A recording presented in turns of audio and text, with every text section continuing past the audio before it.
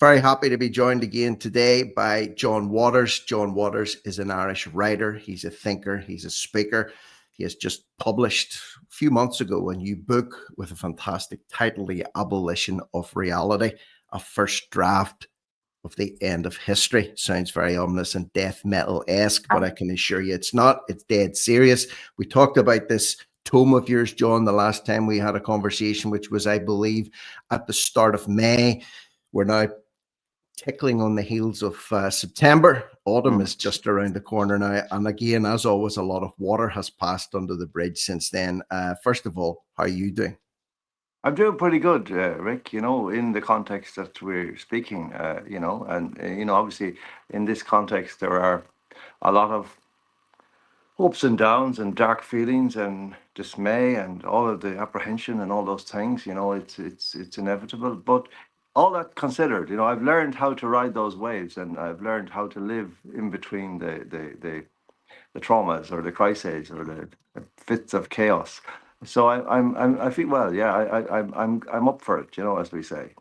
We've got to learn to surf, really, is what you're saying, isn't it? You got to be a Yeah, surfer. You got to you learn do. to ride the waves and learn how to crash. And when you go under the water, don't panic, and Yeah, how to get your way back up and keep that surfboard close by.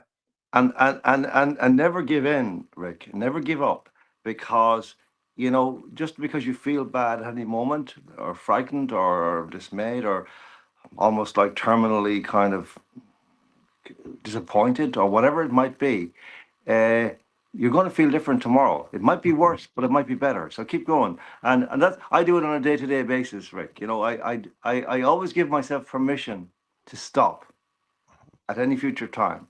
At any time I can stop. I don't have to do this. I'm free.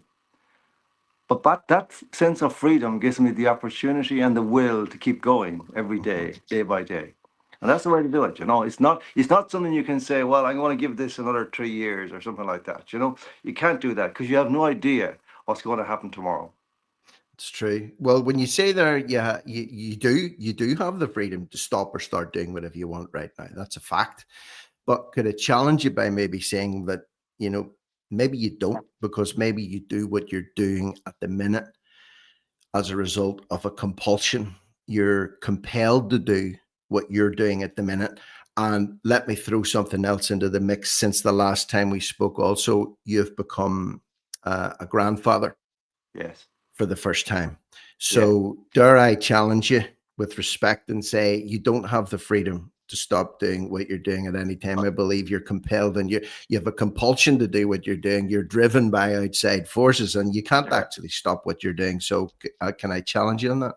Yeah, you got me there, Rick, for sure. That's certain. And there are multiple layers to that as well. I've often talked about the knuckle in my back, from behind, whether it's my father or my grandfather or Mr. Pierce or somebody like that, who's saying, you're there now, you go on, you go on, Yeah. And I certainly feel that. Uh, and of course, you're dead right. I mean, the advent of my granddaughter has changed things in a way that suddenly there's a real tangible flesh and blood Mhm. manifestation of the future of Ireland, as it should be, as we hope it would be. And now it's no longer, to whatever extent it was abstract before, that abstraction has evaporated. And you're dead right. I have always been, it's a strange thing, and I don't think I'm all that typical of my generation, but I am, I have been programmed from the beginning, not in any kind of radical kind of radicalization kind of way, but simply in a matter of fact way of growing up in a house where the centrality of Ireland was always, right there. It was clear, it was obvious, it was imminent. And in every sentence my father ever uttered about anything, you could hear that echo underneath, that Ireland, Ireland, Ireland, our beautiful country, is the only thing that we have to, really, really stand by. In the end, this is what we stand by. And my mother the same. You see, they came from my father was a good deal older than me. He was 50 when I was born. So in a sense, he was kind of like a 19th century man, in a way. And he was born in the early part of the 20th century, but very early.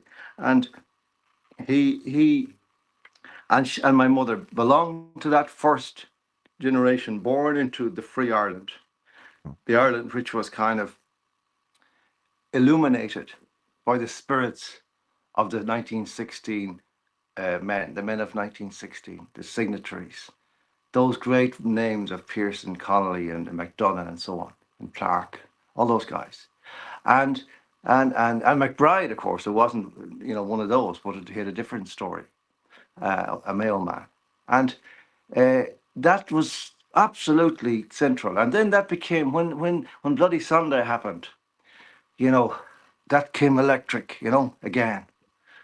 And we were completely possessed, and we were totally allied to the people of the North.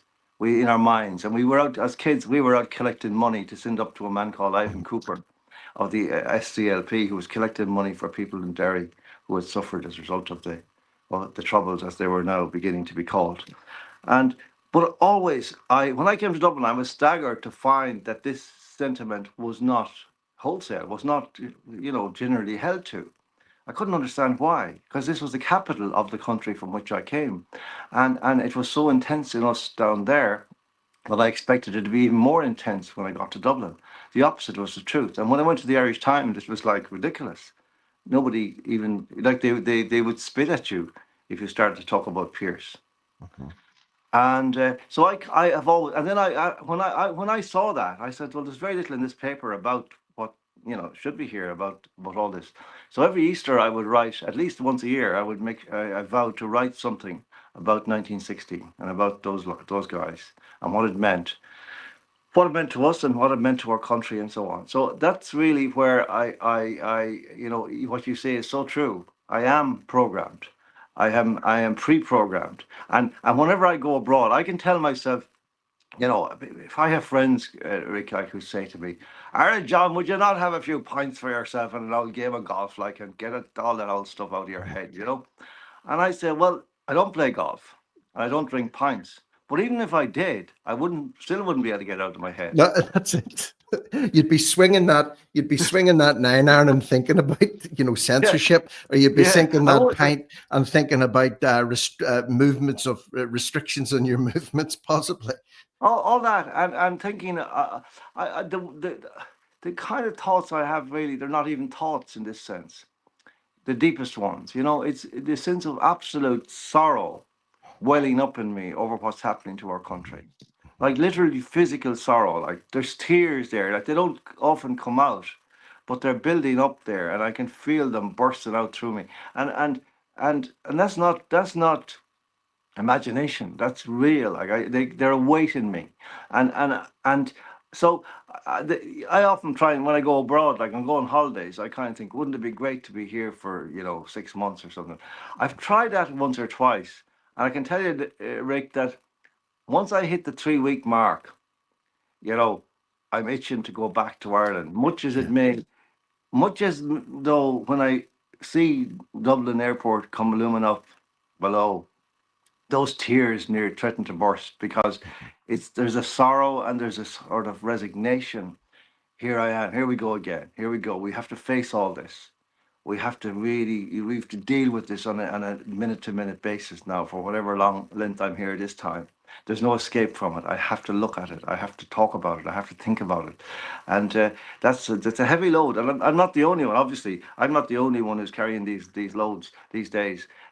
But that's the way I feel about it. But on the other hand, the other instrument is very important, I think, that I use, whether it's fictional or imaginary or fantasy, that I can give it up anytime I want.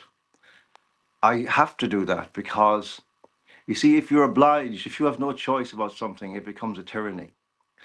But if you allow yourself the freedom to choose it every day, then it isn't. Yeah. It's you deciding, and that's vital, I think. I couldn't go on if I had to think about this as an indefinite, what would you call it, trial for the rest of my days, like, which are pretty numbered, really, at this stage. They're kind of not they're not as plentiful as they used to be. So You're at the wrong side of 50. I am the wrong side. So am I now, by the way. So I'm not just as far down the road as you, but I can now look at my life and have done now, as a 52-year-old going, I've got a new tumble dryer a few days ago, right? A new tumble dryer. And my last tumble dryer lasted me for 25 years. So I got 25 years out of that yoke. But when I look back, I thought I was 27 when I got my last tumble dryer. I'm now 52, right? Yeah. And the guy delivered the new one to me, and he talked about they're going to phase this out, and this might happen. I said, here's a scary thought. If this tumble dryer outlasts my last tumble dryer, it will probably also outlast me. This could be my last ever purchase of a Yeah. white good. Think about that now, being a little Oh, bit I do morbid. think about those things a lot, Rick. Almost every day now. I was in Longford the other day, and I was thinking, is this the last time I'm going to be in Longford? I hope so. Or is this the last time you're going to be talking to me? Who knows? Maybe I'll pop off before you. Yeah, but yeah, it's so true. But I mean, you would say, when somebody, gets a friend of mine, two friends of mine who are turning 50, they're a couple of months younger than me, and one of them was telling me that when he met the other fella in the street, he called him over, and he says, the day they were 50, they were 50 on the same day, and he says one thing he says now, he says, if we were to die now, no one can ever say we died young. It's thinking about that the last time in Longford, that could be a title that's a great title for a book. Last time in Longford, question mark, and get really deep and esoteric about this. Mm. But another thing, if I can backpedal a tad, you talked about home life when you were a young boy and your dad was born around about the turn of the century, and it was always Ireland, Ireland, Ireland. And that's what you grew up in. That's what you were supposed immersed in and soaked in, saturated in when you Yeah. were young. And I had a conversation with another guy, John Wilson, a great man who's an I know John ex-Garda well. Yeah, I know from John. Cavan. Great man. Well, he came out with a statement the last time we spoke, and he said, it's maybe dawning on him now that for the longest time he took his locality and his heritage and living in Ireland for granted. It was just something that was always there, and he didn't know any better than that. And now that this is being threatened, liberty's being threatened, freedom of speech is being threatened, culture's being threatened in so many different ways. It's almost like a shock to the system. Maybe like someone who's always been fit and well and healthy. Maybe they get really ill, and you start to Yeah. panic and you start to fret. And these are emotions that you've never really dealt with before, and it can spur you on, and it's like an Yeah. adrenaline dump. Could that be an element of what's happening as well at the minute? People that have taken so much for granted for so long are getting a short, sharp shock. Well, yeah, I think that is very much a thing. But just to kind of lift any kind of burden of guilt that people might have about that, I just want to tell a little thing which very much relates to that. And this is to do with an introduction that John McGahern, the great novelist from Roscommon, wrote for a new edition some years ago of The Island Man by Tomás O'Crohan. And the thing that he focused on in that introduction was the fact that he said that the island man, he says, never once refers to the landscape in writing about his life. Never once. And the reason McGahern says this is because he says it's not scenery, it's a tool. It's a means of survival. It's the ground, the earth produces the means of his life. It's his struggle to survive. And that's the relationship he has with the landscape. And I think that that's in a certain sense, maybe in a certain diluted sense, is true of us all Irish, that we have that inherited memory of near desolation, near obsolescence, of near elimination, eradication, and that the landscape kept us alive. So we hadn't time to say to it, "You're beautiful." It's like having a beautiful wife and you're working with her, doing you're working in a shop or something. You maybe don't stop every 5 minutes and say, "God, you're gorgeous," And I think that's what we have. Irish people have that relationship because we're all shocked when a Yank or somebody comes and says, "Hey, that's beautiful, guys. You really you must look at that all day long." No, we don't. No, we don't. Because for whatever way we're programmed, we understand that this is our life force. But, it could go away anytime. It could be taken away. And and it has been in the past. It let us down in the past. Uh-huh. So I think that's partly what it is. But I also think, yeah, and I think Thomas Sheridan has said that repeatedly over the last few years, that we need to fall in love with the landscape of Ireland. We Uh-huh. Irish need to fall in love again with the landscape. And I think that's so true. It's so beautiful as well, because I do. I mean, my favorite part of Ireland is where my father came from, North Sligo. And like my father was born in the shadow of Bulben, and which is the most beautiful mountain on the planet for certain. And I won't apologize to anybody. I don't care where they come from for saying that. It is the most beautiful mountain on the face of planet Earth. And uh, you know, I look at it every time I see it, and I think, gosh, like, what can you say about this mountain? Like, what can you say about it? Like, I haven't even ever read a proper description of it, and that's why it's beyond description. Uh-huh. And a lot of Irish is, a lot of Ireland is like that. You just say, "Oh my God," but it's not the kind of, it's not scenery really. It's something else. That's saying, that's a great saying in Ireland. Like, oh, you can't eat scenery, Uh-huh. and that says it all in a certain sense. Uh, but you can breathe it in. Yeah, you I can remember. consume it. You can consume it, but not as like like food. You would consume it off a plate, but Yeah, by for sure, you can absolutely consume scenery that does you in effect as much good mentally and but spiritually as any food would do you physically. I once wrote about a man I met down in off the Vicar Road in Dalkey one beautiful summer's morning, years and years ago. The man has died since. He was a young man, he died young, and I used to see him around the place. He's one of those guys you keep running into, and you utter 3 or 4 sentences to each other and you keep walking. And I was just going down the path, towards the I think it's called the White Beach, down there it's between Dalkey and Killiney. It's a gorgeous place. And he was coming up. And as he was coming towards me, he just turned and looked out into the bay. And he says, "Look at it." He says, "You wouldn't know whether to eat it or drink it or ride it." But he says, I have to go to work now." And he just walked on. You know, it's such a, I said, "That's it. That's it. That's how we feel." He's got That's it. how, yeah.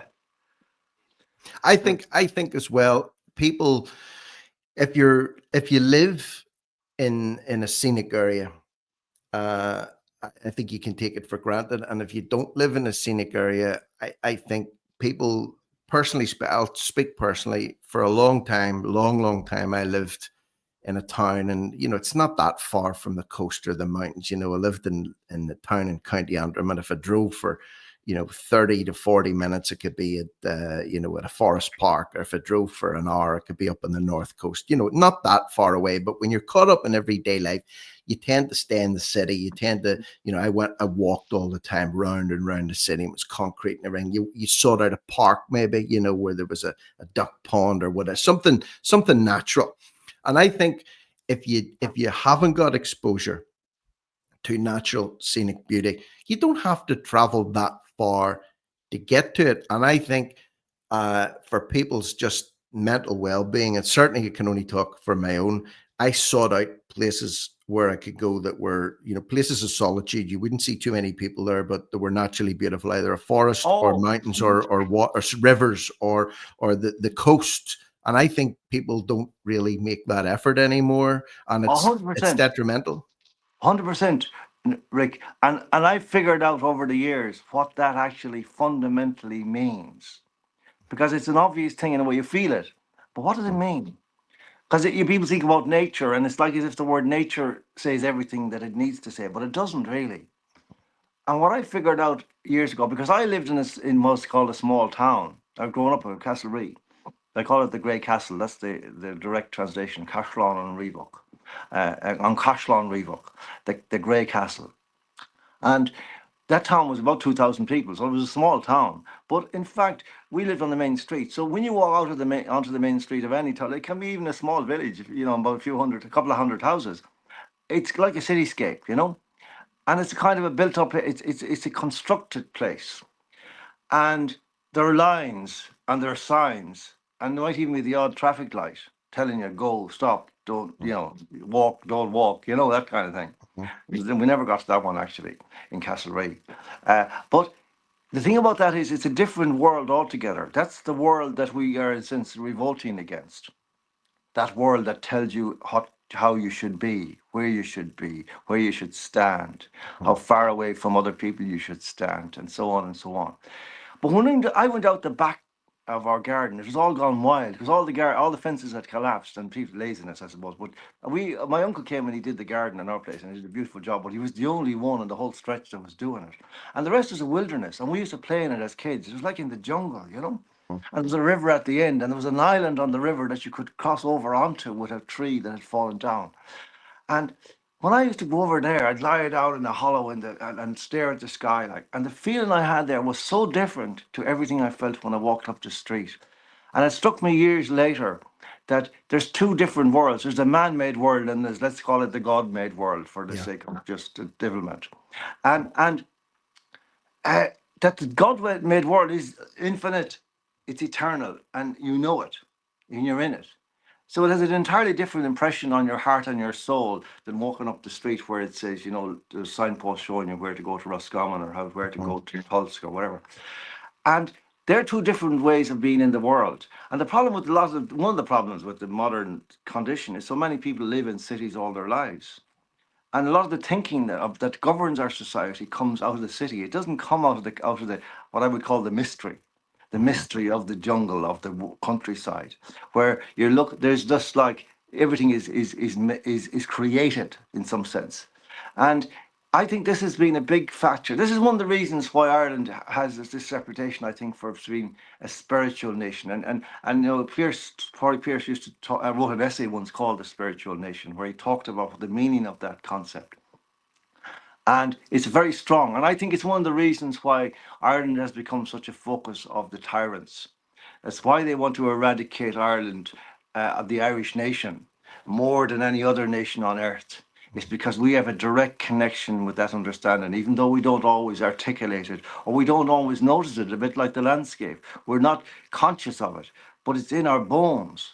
This difference that there is between the man-made world and the created world, the given world. That's a better way of putting it. The given world, and I think that's a key to what you're saying there, Rick. I think that's what has made Ireland such a special place. That you are never any more than a quarter of a mile from the wilderness. Yeah. And again, even thinking about to quote John Wilson again, actually, he talks about synthetic versus organic, and he was talking in connection with a rising up or a new nationalist movement. It's a very organic thing versus a synthetic thing, which is a construct of the government to try and oppress that which is organic. And even just on a tangent, thinking about if you do live in a town or a city or even a small town, the change in the way towns are laid out and buildings. I mean, people have been talking about this a lot recently about architecture, and I'm no architect, but the town that I was born in and grew up in, was 400 or 500 years old. So you had the remains of an old castle there from the 1600s, and then you had the old city layout and some of the old streets. You had Victorian architecture, you had Georgian buildings, beautiful, beautiful buildings, and then you had stuff that was thrown up in the early 20s and in the 1950s and in the 1980s and now. And the monstrosities that are being constructed now in terms of even home designs, with flat roofs, solar panels and all that, and glass and metal everywhere versus stonework and versus stained glass windows in old places of worship, things like that. I mean, something has happened somewhere along the way too, that if you do walk through a town that's an old town, you will see examples of old architecture that when you look at them, you'll pause and you'll maybe admire them, even just say, wow, look at that arch or that brickwork or whatever it happens to be. And then you get a little bit further up the town and you see this new building that was maybe thrown up in the 50s or 60s, and it's not just quite as nice. And then something that's brand spanking new and some fancy architect has came up with, and it's just this glass and slants and angles and jutting pieces and stainless steel bars and beams. I think that is part to do with it as well. Because when you look at that, you can't help but feel like there's no identity there. There's nothing spectacular or unique about that. It's just like I don't know, it's mind numbing to behold. Yeah, well, I think that at some deep level that's actually deliberate, and it has to do with what I just said about the difference between the wilderness and the street, Hmm. the streetscape. Um, that, you know, beauty, it's about beauty. You know that in the old in through all the centuries, the emphasis of architecture, mainly it originated from church buildings, from liturgical sort of contexts, and that the emphasis there was to create some image, some understanding of paradise, Hmm. of a better place. I remember when we were kids, like, no matter what your living conditions were, however primitive or poor they were, there was another building in the house, in the town, another house in the town that you could walk into freely, and that was a church. And it Hmm. was a beautiful building. It was beautiful in that the stained glass windows, the tiles, the high roof, Hmm. I, and you could sit there in the quiet for as long as you wanted, and nobody would ever say, "What are you doing here?" And Yeah. that was an amazing thing. And then when I became an altar boy, I remember actually, and for the first time, I felt the feel of carpet on my knees. And again, it was that people criticize this aspect of the church that is, has all this wealth. But you see, it's not really wealth in that sense. It's just because you can put a value on it monetarily doesn't mean that it's actually in any way an intrusion on any human instinct or impulse. It isn't, because what it is simply the produce or the product of human labor and ingenuity in order to replicate the highest imaginative concepts of paradise. And modest though they may be compared to what might be possible, we don't know. I think that's been a huge thing. But you see, in the modern era, there has been a massive reaction against all of that out of rationalism, so called, and atheism, and all those things. So now the impulse is to kind of do something else. And Yeah. that's all it is. But so it's a pure reaction. Talk about reactionary. It's like it's like we're not doing that. Well, we're not doing that. So what are you going to do? No, They don't I know. know. They don't know. So they do something that's complete shite. They don't know. They don't know how you react to bad. How do you do the opposite of beauty? Well, we know it's ugliness, but Yeah. like, what? Why would you do that deliberately? But they do it, and maybe they're not actually trying to make it utterly ugly, but it comes out that way because they're not trying to make it beautiful. Yeah. It's almost like there's less effort. And when you're talking about churches, for example, they don't have to be big, massive, opulent cathedrals with gold everywhere and whatnot. You No. can go to a local parish church, right? And there's so many of them near where I am, and they're small, but they're so beautifully designed. And when you go into them, you do feel a sense of peace, a sense of solitude. There was a lovely place I went to. I haven't been in it for a couple of years now. It's a big parish church in Hillsborough in County Down. It's beautiful. I think it's called St. John's. But I went walking up there one day, and the doors are always open. And I went Ah, in, and I was the only one in it. And it's a reasonably sized church, okay. But when I went in, when I say you could hear a pin drop, there was such just the peace and the solitude. And I went and sat in an old wooden pew, and it creaked when I sat down. That was the first sound that I heard, was the creaking of this old pew under my weight. I was worrying in case it broke. And then the central heat, they had heating pipes in the place, and it was winter time, and they had just kicked on, and you could just hear the cracking of the heating pipes, and that was it. There was no other noise. There was no other distractions, nothing. And just to be able to sit there, you look around and you feel a sense of awe, almost like all the years of worship have seeped into the walls of that oh, place. It's powerful, John. But powerful. you can't go to a public library now in Sligo or Dublin, or sit somewhere and feel awe and take in No, the peace and the no. serenity of the beauty. That's missing now. And today is like a beautiful summer's day, like today that we're talking this morning, Rick. Beautiful sunshine. To walk into a church in the countryside and the doors, as you say, open, and Mm-hmm. and maybe the back door open. You can feel a breeze going through it, Mm-hmm. and you smell the flowers on the altar, and you sit there. That is peace that you will Mm-hmm. never find anywhere else.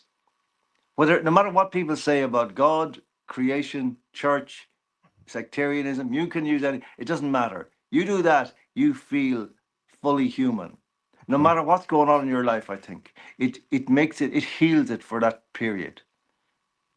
Agree. And for anyone listening, you don't have to be a religious person or even a spiritual person to avail of that. Try it. I would encourage anyone listening, actually, no matter what your beliefs are, your lack of beliefs are, find an old parish church somewhere. If you can get down on a weekday, it's even better. Sometime in the late morning, early afternoon, there's no one around, the door's open, you go in and you just find a spot and just sit there. And I'm telling you, you feel you feel Well, something. apropos of what you said there, Rick, I think, of course, it's true. But I've always found that, as I grow older, I come to realize that this idea of being religious or being spiritual is not voluntary. Mm-hmm. It's not a matter of electing to become something. We are, of our nature, spiritual. And for that reason, you know, we have the same questions. We may choose not to shut them off and to dismiss them for some purpose, maybe because we don't want any truck with this church or that church, or any church. But ultimately, and I'm not you saying this in order to sort of recruit people to anything. I'm just saying, you know, you have a spiritual nature, and the definitions of that include a point of origin that is mysterious to you, Mm-hmm. and a destination that is definitely mysterious to you. And that mystery defines your whole trajectory through this dimension. And without the proper kind of equipment and engagement with reality, and I don't mean I'm not trying to convert anybody to Mm-hmm. anything. I'm just saying that your imagination hungers for something that acknowledges that that journey is mysterious, and that we just don't know what it is. We just Mm-hmm. Nobody does, not the Pope, nobody. They don't know. They can blather all they like, but they don't know what it is. You can all talk to try to make it more visible or whatever, to get ourselves, each other thinking. But ultimately, it's a feeling you have that it's a part of you that needs nourishment, that's the infinite, eternal part of you. And even if that isn't true, even if there's nothing infinite about us, even if there's nothing eternal about us, we feel there is. There's a part of us that feels there is, and that needs to be satisfied and satiated.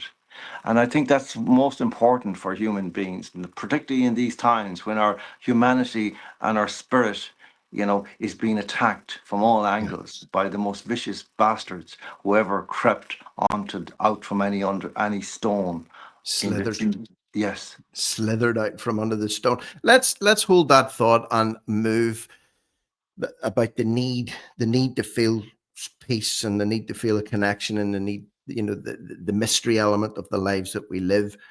Something else that I believe is vital for us is, for example, what we're doing now. Let's use the word conversation.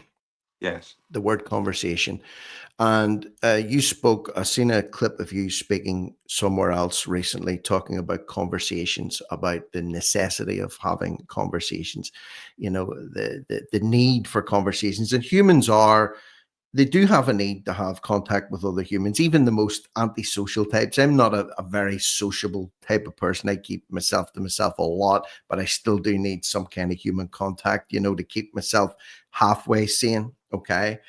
Mm. Conversation is something else that I believe is vital. And we're having a conversation, I hope and believe right now. And I want to believe a lot of people are listening to it. I know people will listen to it. And I want to believe they'll get something from it. Maybe it'll even encourage them to go out and have conversations with other people. Let's turn that around to something that happened over the weekend, which was a festival, I suppose, an Irish festival that was due originally to be held in Drumshanbo in County Leitrim, that ended up having to be moved to Castlebar in County Mayo. And I know it was called Mise Éire Festival, and there was music there, and there was talks there, and there was a lot of socializing going on. Was the key to that, and I'm only just speaking of the top of my head here, was the real key element to that, the physicality of it, right? It wasn't about Irishness per se, right? That was the theme. But the Yeah. reality of what happened there was the physicality of humans getting together in a group and talking to each other, looking at each other in the eye, not looking through the lens of a laptop computer and relying on the internet to be able to have a conversation, was not at the core of that, the conversational human contact element to Oh, boost a and hundred, nurture people's spirit as much as solitude would do sitting in a church, for example. 100%, absolutely bang on, bullseye. That's exactly what it was, Rick. And it's something that the whole thing could have passed by and not be remarked because it's in a certain sense so obvious, but it's not obvious actually anymore. That people hunger for actual physical engagement. I don't mean anything, they just Uh-huh. want to eyeball each other and be able to look at each other and see each other's laughter and smiles and, uh, you know, talk about what's in their hearts, get to a place where they can say something meaningful to another human being and develop that in a short time, that sense of trust that it's okay to reveal my pain or my loss or my fear and or my joy, and not be, sneered at or something or shut up, by a tyrant, little Hitler, and that very much is what it was. I was talking to a friend this morning who was there, and he said it was like a big wedding. Uh-huh. That's what it was like, Rick. Exactly that. It was like, you know, all these different events and happening it was happening in the Ivy Tower Hotel in Castlebar, which is used to be the Welcome Inn, and that was a great music venue in Castlebar that over the years. I used to go there as a young man when I worked in Westport and places like in Claremorris, and it's a fabulous place, like in that sense, because it got all loads of different rooms of different sizes, including a huge ballroom which holds 1,000 people, Uh-huh. and so there was different events happening in different rooms, and people going in between on the corridors and talking and standing and and laughing, and I was signing books, and it was just the most amazing experience, like to meet all these people and talk to them. And I always, when I'm signing books, I talk to somebody for as long as they want to talk to me.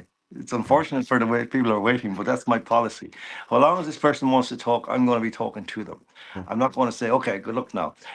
Like it's so vital. Conversation is so vital, and that's the core of it. If you think, Rick, what was the first thing in the spring of 2020 that the tyrants attacked? It was that very tendency in human beings to want to meet and talk to each other.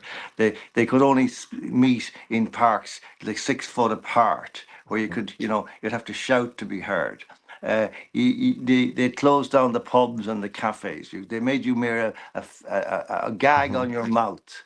It was so obvious that they wanted to stop people talking first and foremost. Talking is what it's all about. And that's the interesting thing, this thing. It was qualitatively different to anything else I've seen in relation to response or demonstrating against or protesting against what has been happening. Because it wasn't any of those things really, explicitly. Uh, because they're, by their nature, combative or, oppositional. This wasn't. It was just, we're here being human. Uh-huh. We're here to be human. We're here to be Uh-huh. ourselves. And once people realized that this building was safe to be yourself, it was protected and it was blessed in some way. And it certainly was. That was the vibe of the whole thing. The people who run the hotel, the woman the manager, Mary, she was such a lady and so kind to everybody, like your mother. It was really absolutely astonishing to feel it. And the night before, at about 8 o'clock, I just arrived and I heard that the security detail had dropped out. They said they weren't going to do it. I suspect they were got at, they were nobbled, or they were, whatever. But we got another. The organisers very quickly got another security firm, and these were just beautiful people. Like they were like from heaven, angels, like heaven's angels, and they were so kind and so, uh, you know, like I mean, at one point, like there was a moment where I've been preaching to everybody, about, if you go out into the street, for a smoke or something like, and there's any protesters, any counter demonstrations or whatever they call themselves, don't engage with them, just let them go, And of course, I'd been outside the door, and this woman with three or four acolytes came up, and she had a sign saying, "Hope, not hate," and she stuck it in my face, And of course, I couldn't let it lie. I couldn't let it lie. So I immediately says, "You're the only one in this place expressing any form of hate." And one of the guys from security was behind me. He heard me. He says, "John, don't engage with them." I said, "That's my lot. That's Take your my own lot." advice. Yeah. So it was that kind of vibe, but you're so right. Conversation, you see, words are all we have ultimately to communicate. Ultimately, I mean, we communicate with gesture Mhm. and eye contact and so on, and that enormously magnifies the meanings of things. But to begin with, you have to have the words, and the words are profoundly inadequate, actually, to describe, you know, many things that we feel. When you're feeling something, you can't find the words for it, maybe for months afterwards.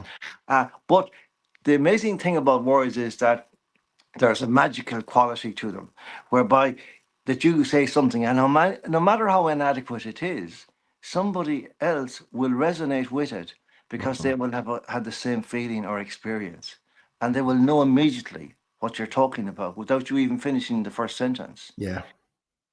Like it's an incredible thing, but without that, we're dead. Without that capacity to engage physically in presence, three-dimensionally, in each other's spaces, that where the human race will die. And that's what they want. That's what the whole kind of forthcoming, post-humanist thing, where everybody will be living in a virtual world. You'll be living in a tiny apartment, in a 15-minute city, and you'll have your meals delivered to you by drones, and you'll be getting so fat in the end that you'll have to be taken out with a hoist with the roof off, and that's what they want. They Yeah. hate the human race so much that that's what they want, and they're The- human as well, in some sense. Uh, on that note about hatred of the human race and hatred of that which is natural and things that are natural to do, like communicating with each other verbally or getting together in groups of people to build each other up or to talk about whatever issues we may feel we want to talk about. The festival had a lot of, well, we're told it had an awful lot of opposition. Certainly the mainstream media jumped in behind it, the legacy media jumped behind it. We were told that 600 signatories allegedly got together and put their names down that this should not happen. This was at the original venue in Drumshanbo, Yeah, including, amongst others, Christy Moore, and this young group, or at least two of them are young. One of them, the guy in the balaclava and kneecap, I believe he's an older man, so that's why he keeps a tricolor balaclava on, because if he took it off, people would say, "What the hell's that old lad doing with them two youngsters in the band?" But anyway, I digress. They got in behind it too. And the irony many people were pointing out was about Christy Moore saying about, shutting up the Drumshanbo Festival and keeping people quiet. He had written songs in the past about, government silencing people, and then Kneecap talking about, their freedom of speech has been, attacked, that they can't say what they want about Palestine or whatever it happens to be, on one hand. And then on the other hand, the rank hypocrisy of them getting together to cancel a festival, the one that you have just described as being like a wedding, a blessing to be there. Angelic host had descended from heaven to do the security at it. No trouble, no aggravation. Everybody was loving everybody. Why on earth? Why on earth? What was so dangerous and so heinous about oh, that it no, had to well, receive so much well, I tell you, opposition? it's exactly what we're saying, Rick. They don't want us talking to one another. They don't want us understanding each other. They don't want us comparing notes, comparing feelings, because they have created a pseudo reality that they're forced us all to live in, regardless of how much we know or don't know about what's going on. And we're breathing in that pseudo reality. It's lies generated by the same media that attacked us. So there's no coincidence. Uh, On Saturday morning, about midday, before the festival was about to, kicked off, cinematographer showed me his phone, and he scrolled up on it. There was a series of images, the same image, the front of the Ivy Tower Hotel, and a headline, which was the same headline. I don't remember. It had something dismissive about the festival. He showed me at least a dozen, maybe 15, maybe up to 20 different newspapers, local newspapers, national, which had run the same story on the same day against this festival. This was an orchestrated, this was not like a spontaneous bunch of idealists, trying to express their solidarity with the dark faced people of the Mhm. world. It was not that. This was coming from entrenched globalist interests who know that if the people of the earth get together and compare their hearts and their minds, it's over. Yeah. Yeah. That's what it's about. That's why they did this. And these people were just useful idiots, or I would call them useless idiots, uh, who are taking money to pose as idealists when in fact they are the lowest forms of human life in this context, Mhm. because they are trying to destroy the future of the human race, which includes, I'm sorry to tell them, the future of my granddaughter. And Mm. for that, I will see them at the hob of hell. Yeah, it kind of goes round in a circle. The way we started this conversation when you said about, you have the choice to start and stop, and I said about you've become a grandfather now. And actually, just before you mentioned it there again, that's what I was thinking in my head. This is something that if they had their way, that your granddaughter will never experience. And if she does have any idea of it, it may be an old archived internet interview with her grandfather, John Waters, talking to me, maybe somewhere, some of the other many people that you talk to, and she's listening to it going, did people used to get together in public places and celebrate and have music and speak freely and have a wedding atmosphere? Did that actually happen? This is the frightening thing, that her future may not involve experiences like that if certain people Yes. get their way. And what's really dismaying, uh, uh, Rick, about this is the inversion that has been affected in our culture, which makes it possible for these creeps who represent the darkest forces on the planet. And I'm here talking here about all the people who signed the petition, the people who gave interviews against us up a month ago to radio stations and were allowed on the air to say abominable things about me and others. That the culture, I'm not claiming to be a saint or a virtuous person, but my intentions towards this country are benign and good, Mhm. and my contentions towards future generations are benign and good. And but that is obscured by the use of spell words, not just by the people protesting, who are paid by the Open Society Foundation, and they're trained in various cities around the world, Genoa, Vienna, Seattle, Athens. I know this. I have investigated it in order to know how to disrupt public events, how to cancel people, how to cancel events, all this kind of thing. And so the inversion that has occurred is that they are in the pseudo reality that I've mentioned before. They are perceivable as the good guys. Mhm. You know that they're the guys on the white chargers trying to stop the dark forces, the far right. These terrible, sinister people with the Hitler mustaches, goose stepping up and down in the Ivy Tower Hotel in Castlebar. This sort of these lies put about by corrupt purchased newspapers, journaliers, they appalling broadcasters, news talk, all those local stations, paid for doing so. They're allowed to survive on the condition that they do this, that they tell these lies, that they create these false realities for people, and only innocent people all over the place believe it. Mhm. They believe it. It's just absolutely shocking that this is possible in my country that I grew up in, that was the most beautiful place on earth, full of innocence and full of joy and full of happiness and looking forward to a future. And these people have got it by the ghoulies. Mm. And they're twisting. and they're twisting.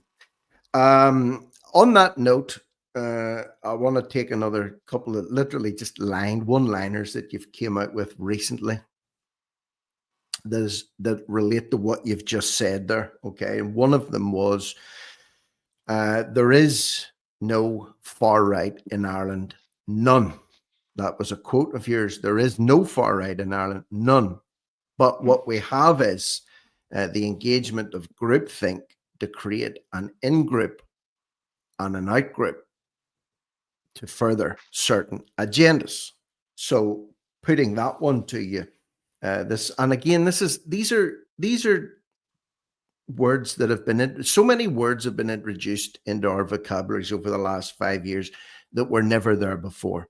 5 years ago, you would have never heard discussions generally or even mainstream media pieces talking about far right, extreme right, extremists. You wouldn't really have done that. Now it's a daily occurrence. It's just become peppered. It's peppering reports. It's peppering articles, and it's getting into people's minds that Yes. there is a big, bad, evil, wicked, or a small, bad, evil, wicked far right out there that needs to be stamped down on Yeah. and dissolved ASAP. Otherwise, the good people of Ireland, the good guys of Ireland are we're in they're in danger. Well, okay. Now, the other morning I woke up and I was looking about after articles or people were sending me things, and one of them was an article in the Irish Mirror about Mise Éire, and of course it was joining in the usual the clamouring of the purchase media, but it referred in the course of this article to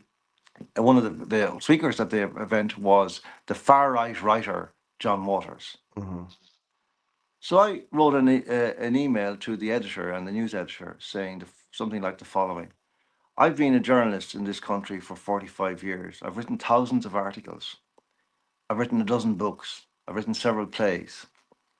I've done countless interviews. I've made several documentaries. Um, Now, when I was a journalist years ago, and we had libel seminars, one of the central tenets of the advice we were given was that whenever you make an allegation against somebody that might be defamatory, you produce relevant evidence so that the reader can make up his or her own mind as to whether this is true or not. Couldn't you find any? Couldn't you find any of this far right stuff in all that material? Or perhaps, I'm sure you did look. Or alternatively, it says, should you not have told your readers where they might find the gas chambers from which I'm operating my far right business? Mm-hmm. Because that's what it means, Rick.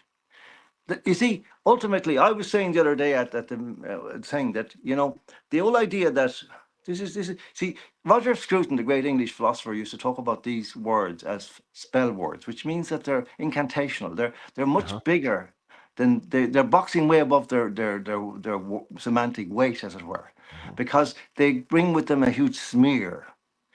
And it's like, as I often say, it's like a cattle prod. You're far right, you're fascist, and so I say, like, I said to the crowd, this idea that sticks and stones may break my bones, but words will never hurt me. That's not true. That's not true. Words can hurt you because the the the the sting of a word or of any accusation depends on who believes it. And if you're living in an artificial environment which is created out of lies, which is a pseudo reality, and you're accused of being something, there's a high probability that people will actually believe that. And I say it's a bit like being tarred and feathered. There's no point in saying to the guy who's tarred and feathered, well, you didn't do anything wrong, you're innocent. Mm-hmm. He's still tarred and feathered, and everybody can see him. Yeah. And on that account, Rick, he feels shame. Mm-hmm. So these are powerful incantations, and this is the thing that people forget. I understand why people don't want to be why they leave a ring around somebody who's smeared in that way, but it is a smear, and this is the way they're doing it. There is no far right in Ireland. There never has been. There was. I beg your pardon. I want to correct myself there. There was a far right. It was the blue shirts.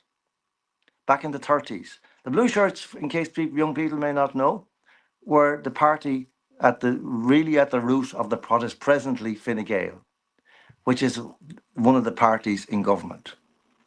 The only far right in Ireland is Fine Gael. They have the history and they have the modern tendencies which we can see, which is to tyrannize their own people and imprison them on behalf of unknown outsiders. Mm-hmm.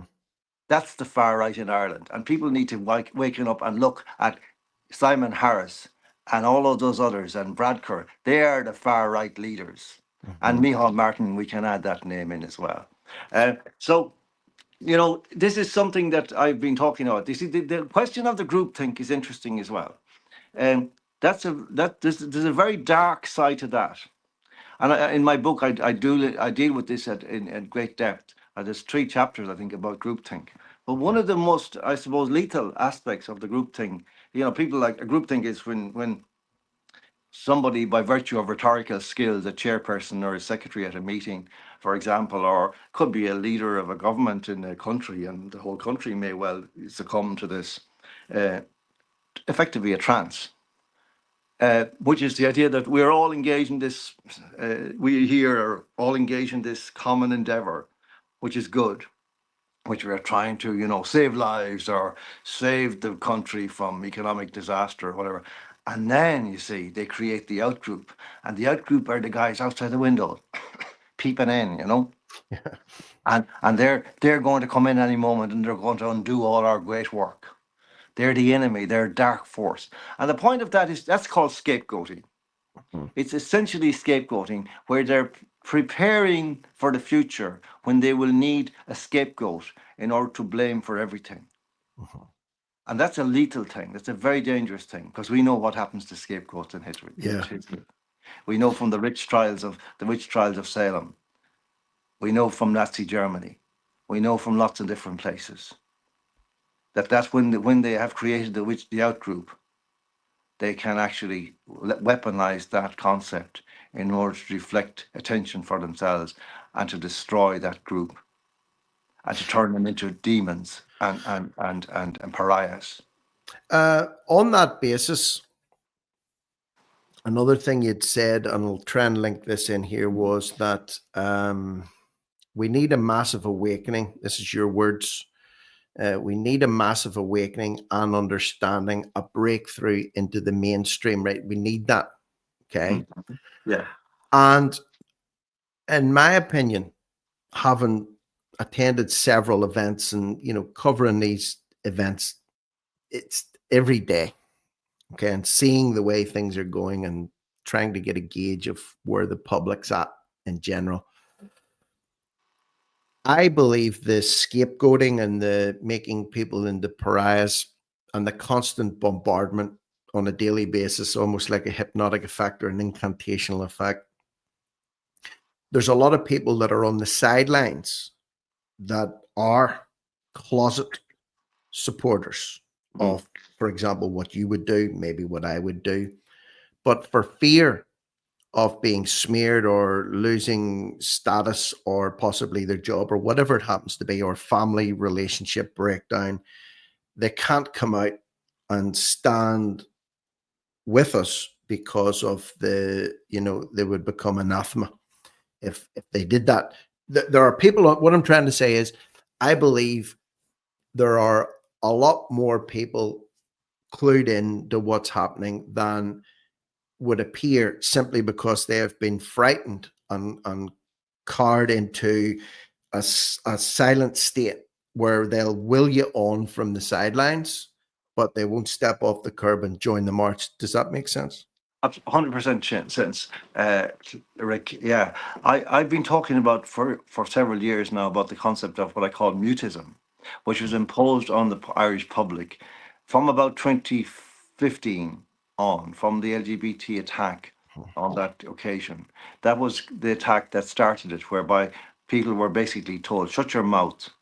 If you don't agree with us, keep your mouth shut, or we'll do you." And by doing you, I mean that we can turn your children against you. There's nothing we can't do to you. We can take your livelihood. We can take your life. We can take your children away from you.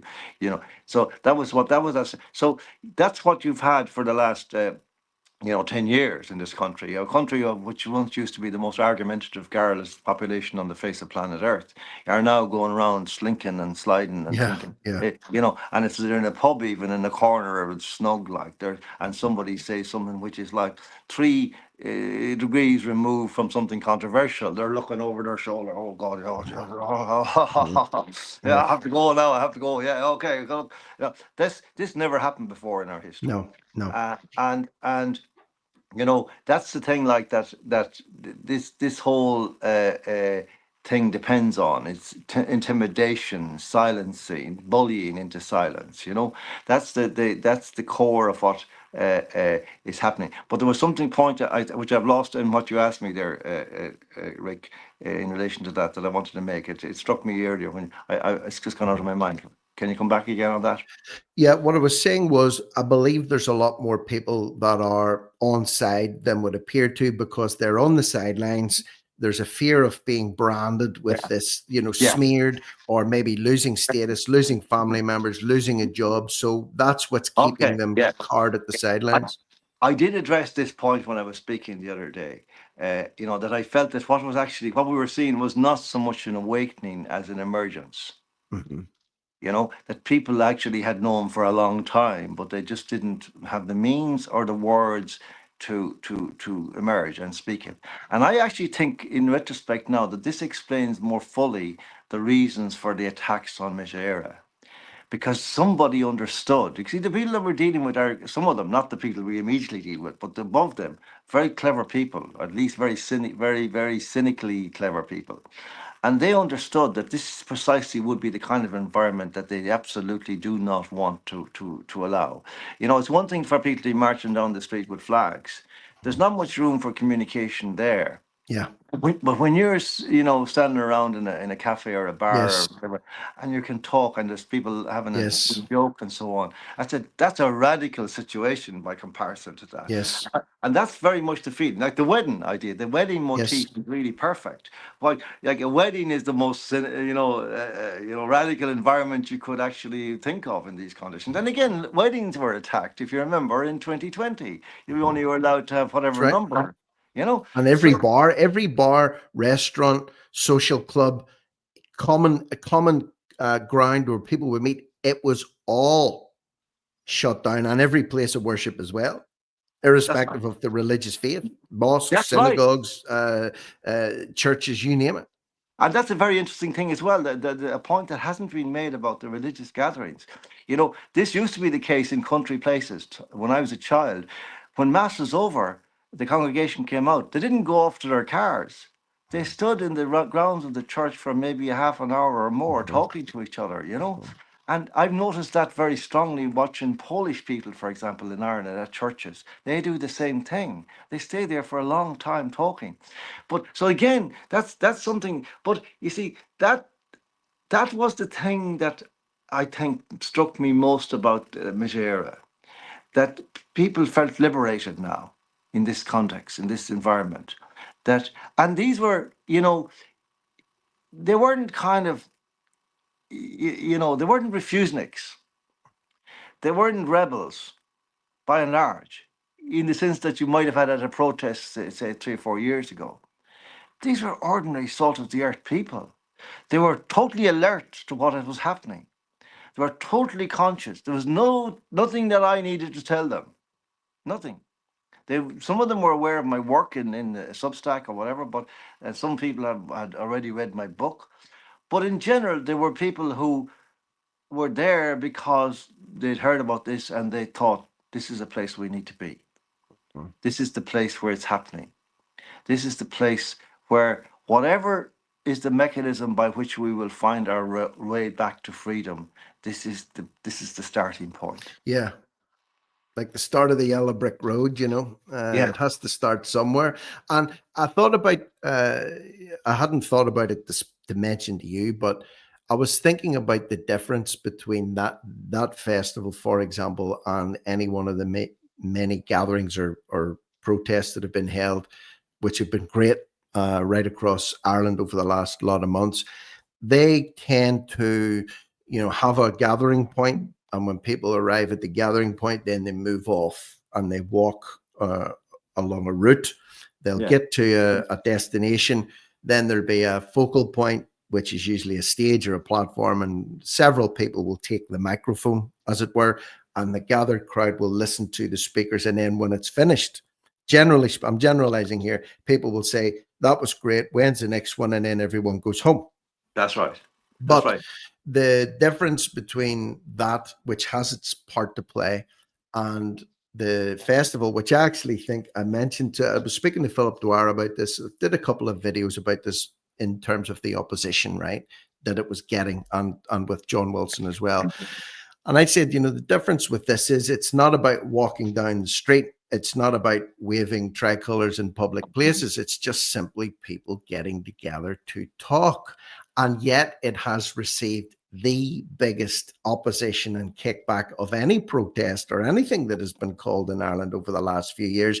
A simple gathering, initially in Drumshanbo, County Leitrim, this tsunami of opposition that came against it. And the question must be asked, why? What is so dangerous about that, or the people that are attending that? And I believe if we can go right round, conversation, my friend, That's right. spoken word, pen is mightier than the sword, but I believe the spoken word is mightier than the pen.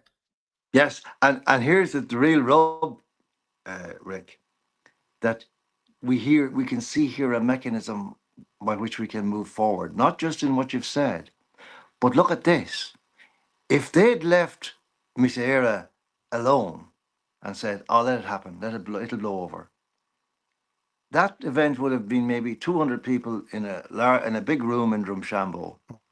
And today is Monday. By tomorrow, it would be history, ancient history. Now, by what they've done, they've left 1,000 people in a building in Castlebar, hundreds more in the street outside, thousands upon thousands of people watching online. They've actually started something that they were trying to stop, but they've multiplied it a hundredfold. So it's a victory beyond imagination, beyond expectation. It's a very interesting thing. In all of these struggles, Rick, I think even the bravest of us, apart from unless you're mad for scrapping, we shudder at the thought of setbacks and attacks and assaults and abuse and all that. Of course, it's natural. As I was saying, being tarred and feathered is not a pleasant experience. But there is something necessary about that as well. In the course of struggle, there's a certain sense in which the people who attacked Mise Éire have done us a great, great favor.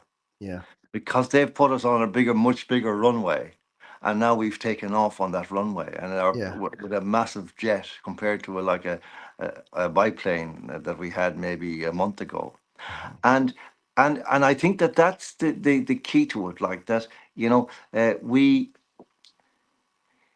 you know, I remember. I remember Owen Harris, when he was advising Mary Robinson on her election campaign back in 1980. He wrote a big document for how to win the election, which was like how to speak, what to say, how to dress, how to stand, all that, and it was brilliant, brilliant.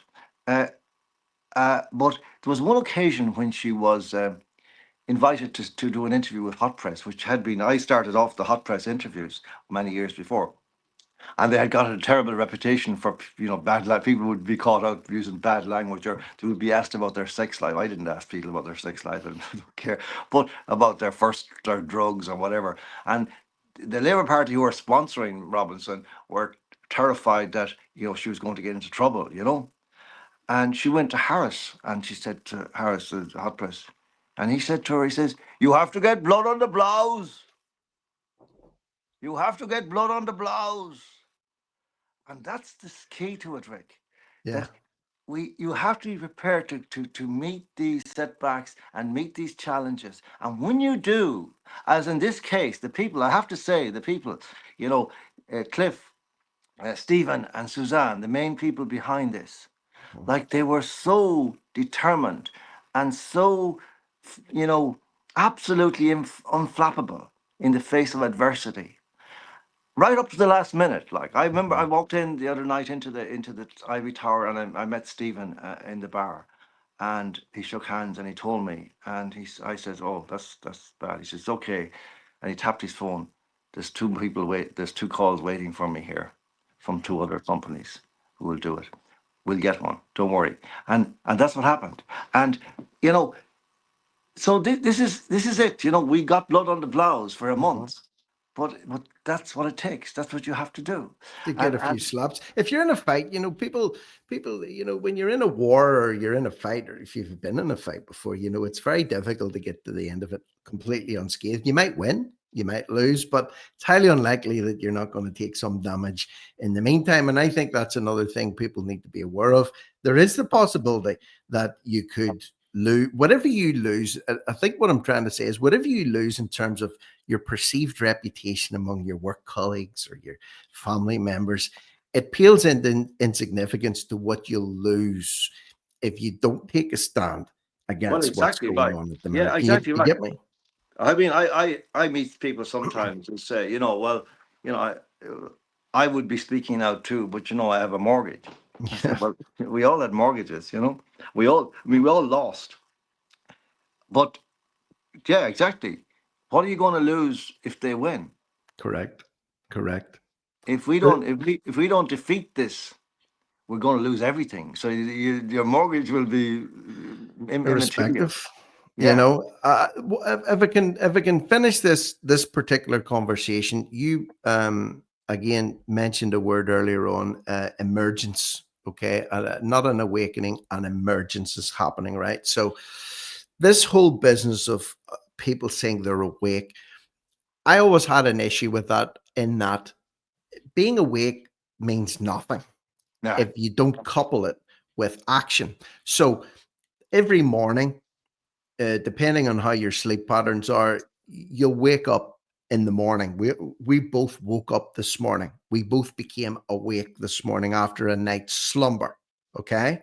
Yes. Now, after we awoke, after we had our awakening this morning, if we woke up to the sound of an alarm, we could have switched that thing off and went back to sleep again, or got out of bed, or we could have hit what I call the snooze button, which runs for a period of time. It lets you doze, and then it rings again. And depending on how tired you are, you can keep hitting that snooze button, John, and drifting in Yeah. and out of consciousness, or you can jump out of bed.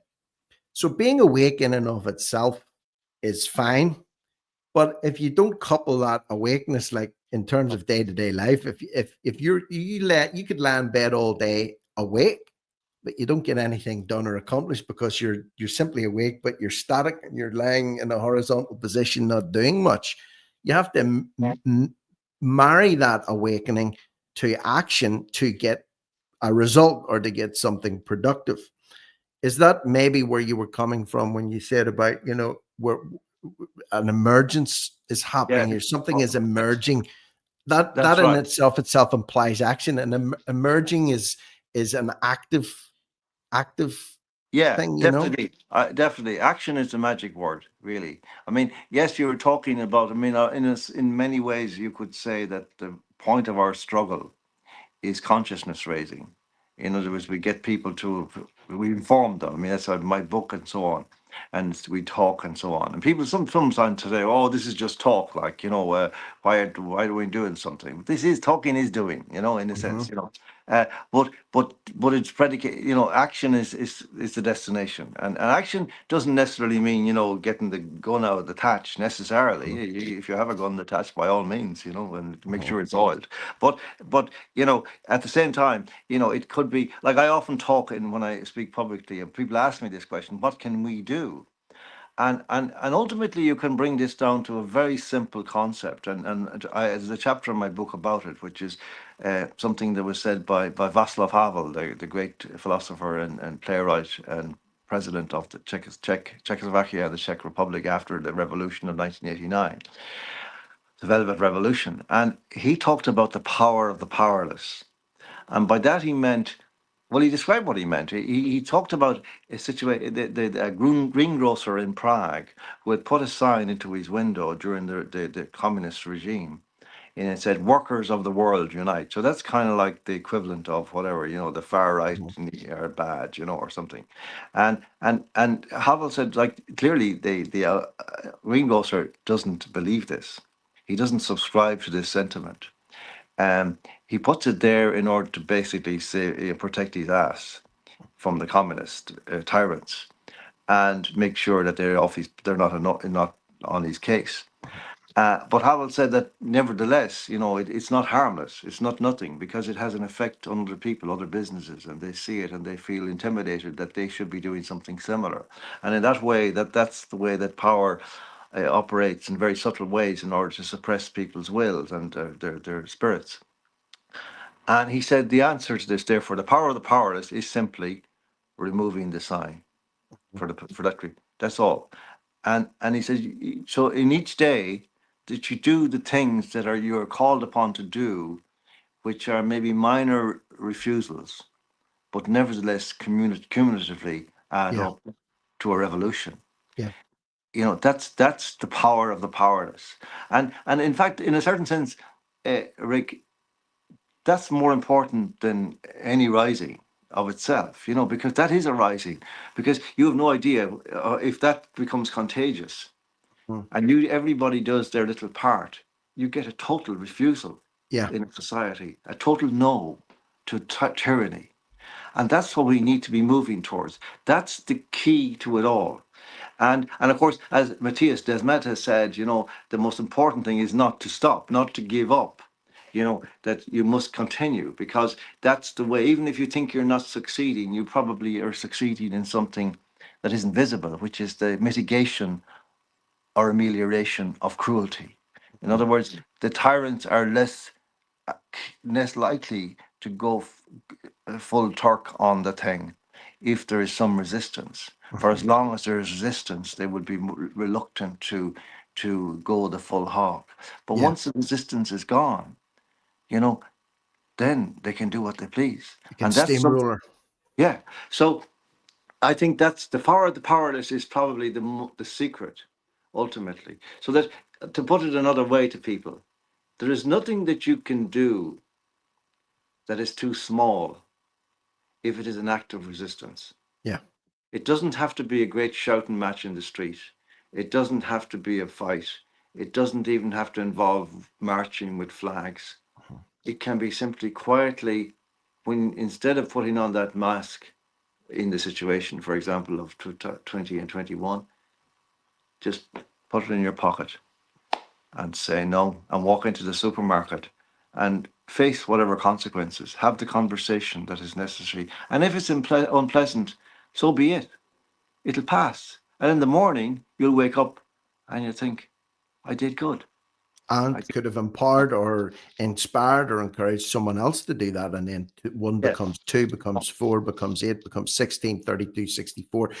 Multiply that up a few times and you're into the thousands. And I think that's the key too. It can't be left down to a small minority of people to carry this. This has to be a mass emergence and a mass awakening, but not necessarily to do militant things and not everybody's called to do the same thing. Well, But if everybody's playing their part, John, even albeit perceivably small and insignificant in their eyes, everything counts. well, that brings us again back to Mise Éire. And the way I judge things a lot of the time in terms of progress from our point of view, I just asked myself the question, could this have happened in the summer of 2020, in the summer of 21? I can remember those times. Yep. And in fact, my book, you can trace yourself in the book to a particular time because there's a list of events in between the chapters.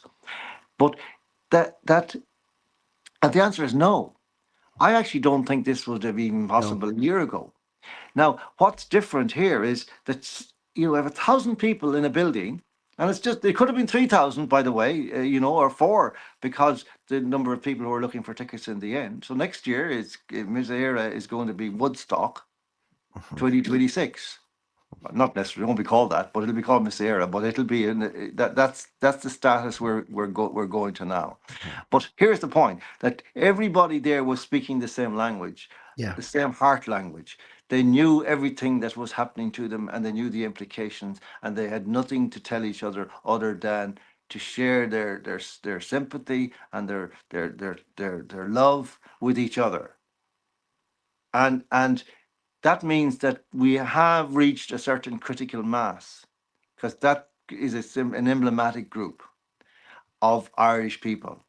And I believe that if you were to remove today the corruption from the top, the layer of corruption, which is represented by the so-called press, the media, the political corruption, the judicial corruption, the medical, scrape all that stuff away, you would find that about 80 to 90% of the population had been awake, so to speak, for quite a long time. Well, let's hope we're going to move into a new phase here and a new era, an emergence per se, not an awakening, moving past that to an emergence of something that'll bring in at least the beginnings of the end of this madness that's going on in Ireland at the minute. And on that note, obviously we could talk, there's so many things. I've jotted a few bits and bobs down here. We've only scratched the surface, but I think we've done enough for right now. There's enough for people to ingest here, and hopefully they'll chew on it. They'll then digest it and share this content out, people, if you can. It's very simple. You cut and paste the link, you drop it into a Facebook group, WhatsApp group, send it as an email. That's it. That in and of itself as well serves a purpose, getting the word out there, letting people hear what's been going on. So John, by the way, the description box underneath this video, please check it out. There'll be a link through there to John's Substack page. Please go on there, subscribe to that and support him on that, or a link also to his book. I have to write this down because I don't like missing the end bit. The Abolition of Reality, I know that bit. A first draft of the end of history. Well, let's believe there's more drafts to come, and they will be different drafts for reasons outlined in this exactly the conversation. idea. That's exactly the idea, Rick, that this is not final, it's not definitive, but it will be unless. Unless. And what's the unless? The unless is our action. Yeah. Unless we act, this will be the end. If we do, anything can happen. Well, that's a good message to end this one on as any. John, as always, thank you very much for your time. I know you're very in demand, but I always enjoy having a conversation with you. That's Mr. John Waters. I am Rick Munn. This is No Risk, No Reward Media, over and out.